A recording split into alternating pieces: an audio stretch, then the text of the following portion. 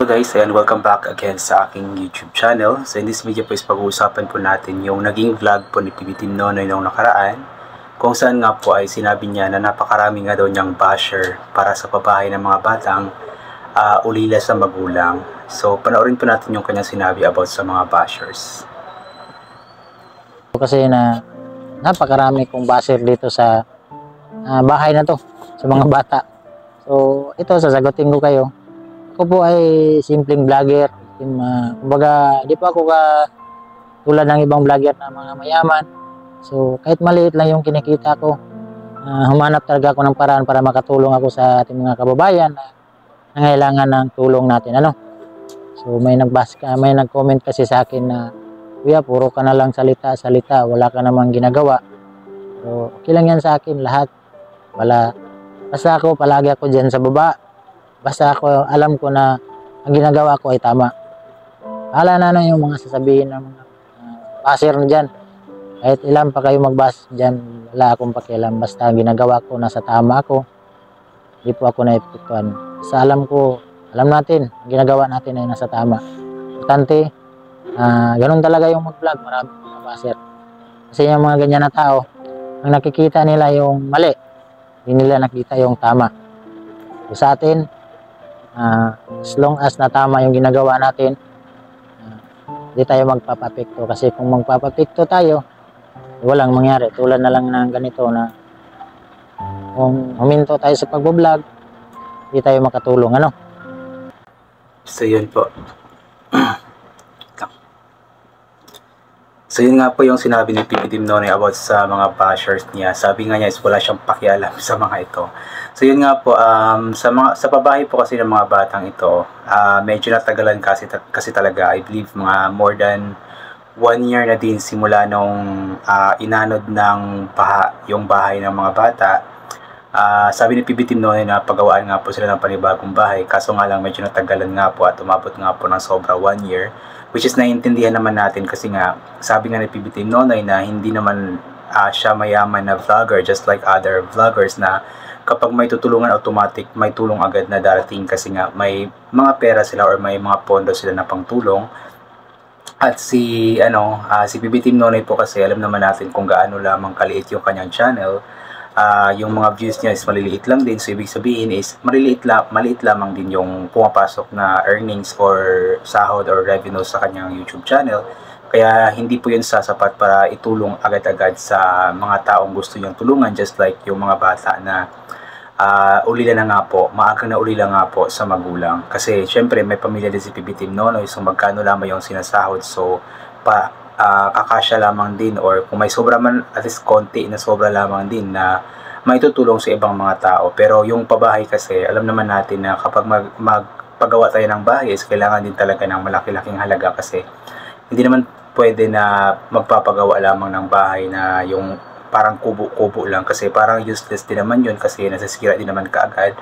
So sabi nga ng PB Team Nonoy na kung magpapagawa ng bahay is yung matibay talaga para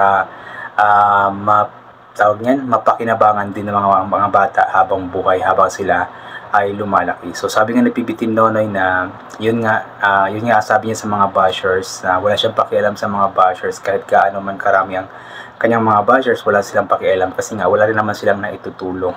Which is totoo naman, yung mga bashers kasi ang iniisip lamang nila or ang nakikita lamang talaga nila is yung kamalian, hindi yung kabutihan na ginagawa ng isang tao. Kasi ewan ko nga ba anong meron sa mga bashers na iyan. Kaya yun, tama yung desisyon ni PB Team Nonoy na huwag pabayaan niya mga bashers na yan at hindi niya pakialaman ang mga yan. Kasi sa mga influencer, mga vloggers, normal din talaga na magkakaroon ng bashers. And malaking tulong din naman yung mga bashers sa views ng isang vlogger kasi nanonood din naman sila, 'di ba? Kasi nga alam nila kung anong nangyayari sa isang vlog, ibig sabihin nanood sila kasi nga alam nila kung anong nangyayari sa isang vlog, kaya nakakatulong pa din naman ng malaki sa views, sa revenue yung mga bashers na yan. Medyo medyo nakakasakit nga lang ng puso, pero yun nga sabi ni PB Team Nonoy na pabayaan na lang kasi kung titigil siya sa pag-vlog is mas lalong walang mangyayari, mas lalong hindi matutuloy yung pabahay ng mga bata, which is totoo din naman. Kaya yun, nagpapasalamat tayo ng malaki sa mga taong tumutulong kay BB Team Nonoy, especially kay ate na ayaw magpabangkit nga po ng pangalan na siya nga pong naging daan para may pagpatuloy nga po itong pangako na pabahay sa mga batang lubusan ng naulila sa magulang. So si ate daw po yung nag-abono o nagbigay ng dagdag na pera para mabili yung lupa na pagtatayuan ng bahay ng mga bata.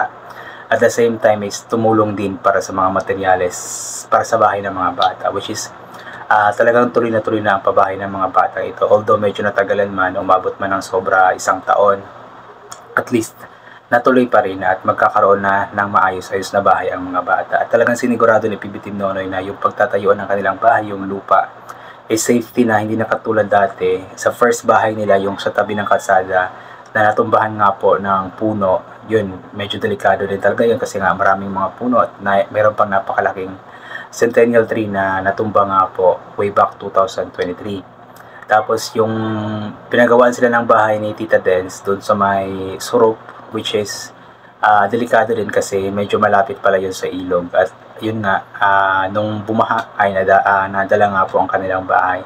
So ngayon sinigurado ni PB Team Nonoy na magiging safety na sila. So maayos na yung lupa na pagtitirikan ng bahay, yung hindi na maaabutan ng baha.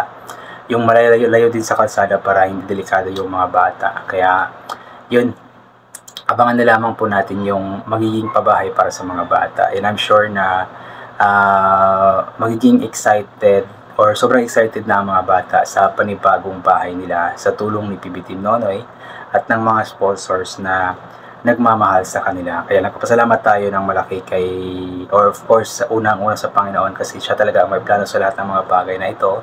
Although, laging sinusundan ang mga bata ng trahedya, pero hindi niya pa rin pinapabayaan ang mga ito. At andyan si PB Team Nonoy na ginamit ng Diyos para matulungan ang mga batang ito sa tulong din ng mga sponsors na nagtitiwala kay PB Team Nonoy. Ayan. So yun guys, I think hanggang dito na lamang po itong gagawin ko na reaction video. So thank you so much po sa lahat ng mga palaging bumabalik sa aking YouTube channel. Inuulit ko nga po palagi na galing po natin magdasal. Magpasalamat sa lahat ng mga bagay na ating natatanggap kahit na di mo po natin ito hinihingi. Kasi nga po lahat ng mga bagay na meron tayo ay kalob sa atin ng ating Panginoon at wala ang mga bagay na ito kung di dahil sa Kanya. And always bring pa yung kapote, sombrero, or anything na pwede maging proteksyon sa katawan kapag lalabas po tayo nang sa ganoon kapag mainit ay hindi po tayo mainitan or kapag biglang umulan na hindi po tayo mababasa ng ulan. And always take vitamin C para maboost ang ating immune system at hindi po tayo matatamaan agad-agad ng kung ano namang mga sakit-sakit, especially sa panahon ngayon na paiba-iba nga po yung napakainit tapos bigla-bigla na lamang pong umuulan. So once again, inuulit ko hanggang dito na lamang po. God bless and bye for now.